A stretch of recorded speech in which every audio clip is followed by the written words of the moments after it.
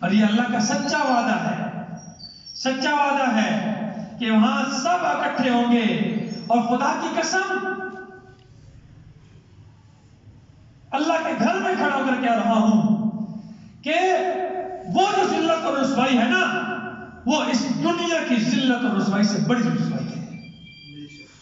آج میں اور آپ صرف یہ کہ میں پھٹے ہوئے کپڑے پہن لوں تو لوگ کیا کہیں گے، میں رسم و رواج کو چھوڑ دوں تو لوگ کیا کہیں گے، میں شیطان کو راضی کرنا چھوڑ دوں لوگ کیا کہیں گے، برادری کیا کہیں گے، لوگ کیا کہیں گے، فلاں کیا فلاں.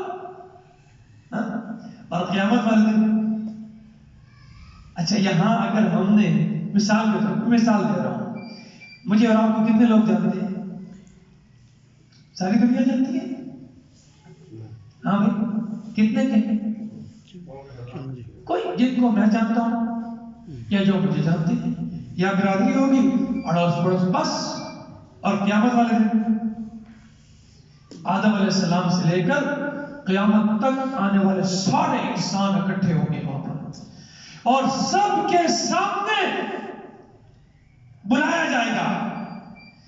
اور وجوہ یومئذ خاشعہ، اس دن چہرے اترے ہوئے ہوں گے، نگاہیں جھکی ہوں، ابصارها خاشعہ، نگاہیں جھکی ہوگی شرم کے مارے. نگاہ تب جھکتی ہے جب انسان قصور کرتا ہے، گناہگار ہوتا ہے، خطا کار ہوتا ہے، نافرمانی کرتا ہے، کوئی ذلت والا کام کرتا ہے، بے عزتی والا کام کرتا ہے. وہاں اس وقت ساری خلقت کے سامنے نگاہ اٹھانے کے قابل بھی نہیں ہوگا. بتاؤ میرے بھائیوں، آج اس دنیا میں اگر، آج اس زندگی میں اگر میں نے اور آپ نے رب کے احکام توڑے اور اللہ کی اس بھیجی کتاب سے روگردانی کر کے اور اللہ کے بھیجے ہوئے پیغمبر کی سنت سے منہ موڑ کر زندگی گزاری، بتاؤ کون بچائے گا؟ کون بچائے گا؟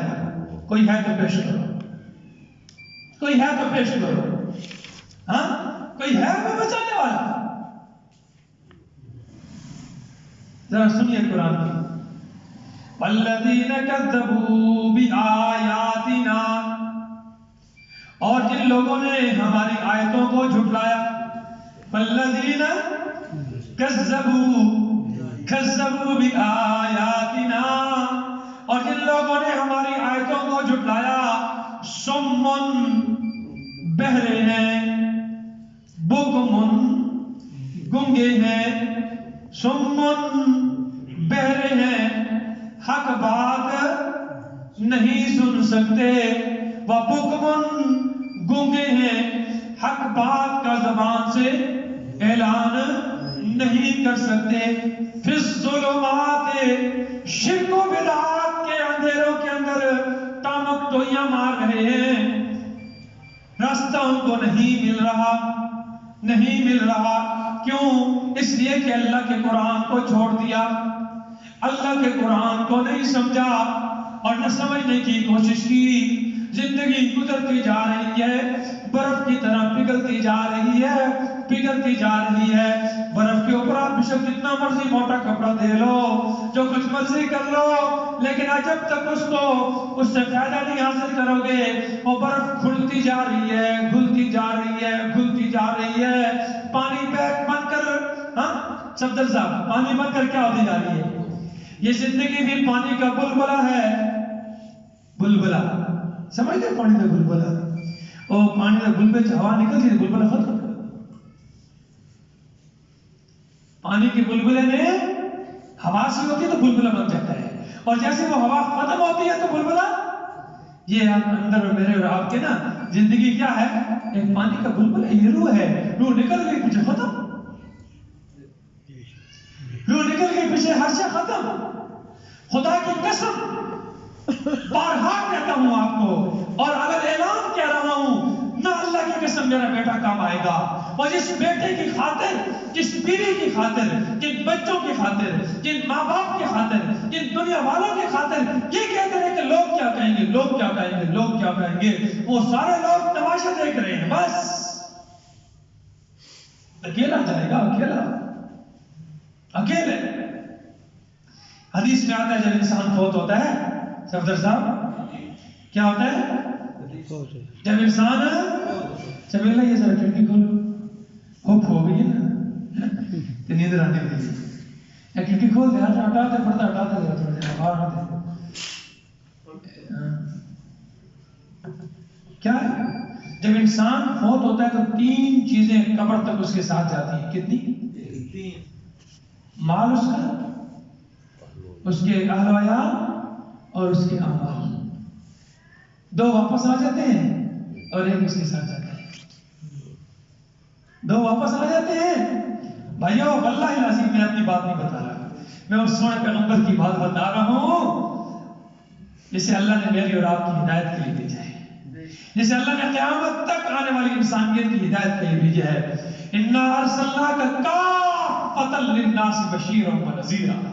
بے شک میرے پیغمبر ہم نے آپ کو ساری انسانیت کے لیے خوشخبری سنانے والا اور ڈر سنانے والا بنا کر بھیجا ہے.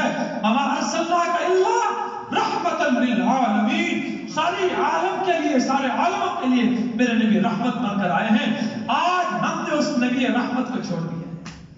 وہ نبی رحمت فرما رہے ہیں کہ جب تم فوت ہوگے نا، جب میں مروں گا، آپ مریں گے، ہم میں سے ہر ایک بندے سے روح نکالی جائے گی تو 3 چیزیں قبر تک ساتھ جائیں گی. 3 چیزیں. کتنی چیزیں بھائی؟ 3. کون سی چیز؟ مال. مال کیا ہے؟ مال کیا ہے؟ ہوتے چادر اضافی بچانے. ایک ہے نا کفن. کفن کے علاوہ ہم اوپر بچھاتے ہیں جناب علی چادر. ایک برتن مل جیسا قرآن لکھے چادر میں بچھاتے ہیں. قرآن ہے سورتیں لکھی ہیں تو ہوتے ہیں مردے پہ بچھاتے ہیں. زندگی میں اس نے پڑھا نہیں ہے اس مردے نے. اللہ کی قسم آپ پورا قرآن لکھ کر بھی اس کے اوپر بچھا دو گے نا تو کخ پیدا نہ ہو سی جب تک زندگی قرآن کے مطابق نہیں گزاری. جاؤ چلے پوچھ لو علماء سے. اگر اس بندے نے اپنی زندگی ساری قرآن کے خلاف گزاری ہے، پورا قرآن لکھ کے اس کے اندر کو کفن دے دو تب بھی اس کی بخشش نہیں ہوگی. جب اپنا عقیدہ قرآن کے خلاف ہے، عمل قرآن کے خلاف ہے، زندگی قرآن کے خلاف ہے، زندگی ساری نبی کی سنت کے خلاف ہے، نبی کی شریعت کے خلاف ہے، تو قرآن اس لیے آیا. ہم نے مخصوص چادریں بنا کر جناب علی لکھ کر رکھی ہوئی مسجدوں کے اور چادر کو چادر کو چادر کو چادر کو ہن قرآن سمجھنے واسطے قریبی دیا.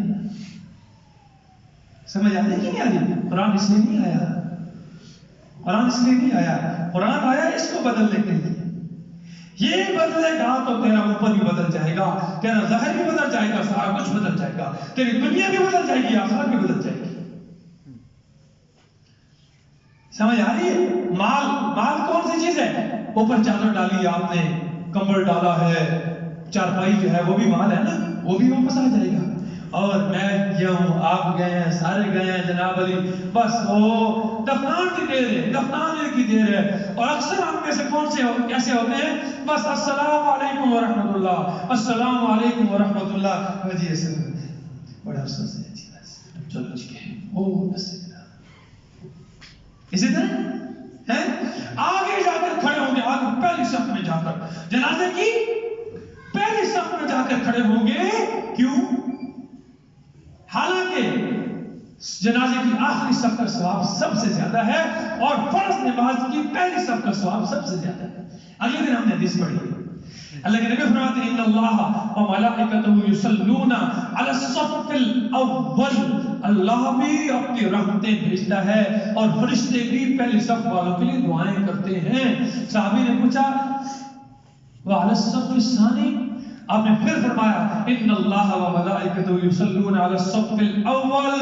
اس نے پھر پوچھا، آپ نے پھر فرمایا ان اللہ و ملائکتہ یصلون علی الصف الاول اول اول. کتنی مرتبہ فرمایا؟ 3 دفعہ فرمایا. اس نے پھر پوچھا، آپ نے وعلی الثانی. فرق کتنا سا ہے؟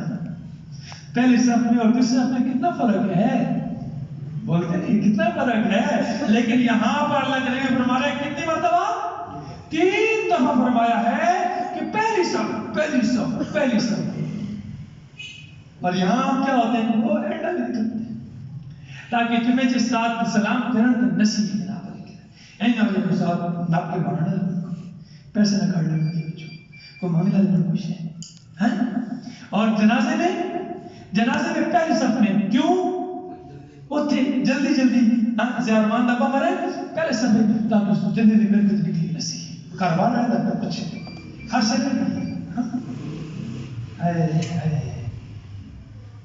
تباہ ہو گئے ختم ہو گئے کچھ بھی نہیں رہا ہمارے پلے آج اس لیے کفر چڑھ توڑ رہا ہے ہم پر کفر آج ہم پر ناچ رہا ہے ہمیں اس لیے وہ ذبح کر کے ہمارا خون پی رہا ہے سمجھ آ رہی ہم ان فلسطینی بچوں کا خون پی رہے ہیں یہ جو اسرائیلی مصنوعات استعمال کر رہے ہیں نا وہ ان کا خون پی رہے ہیں کوکا کولا پیپسی فلاں ساری چیزیں ہمیں معلوم ہے کہ یہ کون سی کمپنی کی فلاں کمپنی کی لے رہے کھا رہے ہیں سمجھ آ رہی ہے اور وہ سارا فائدہ کہاں جا رہا ہے وہ ساری معیشت ان کی مضبوط ہو رہی ہے اور ہم میں سے کوئی بندہ بھی ایسا نہیں ہے 55-56 اسلامی ممالک میں سے کہ کوئی ایک نمبر بندے نے پترا والی کوئی شے بنا دے کوئی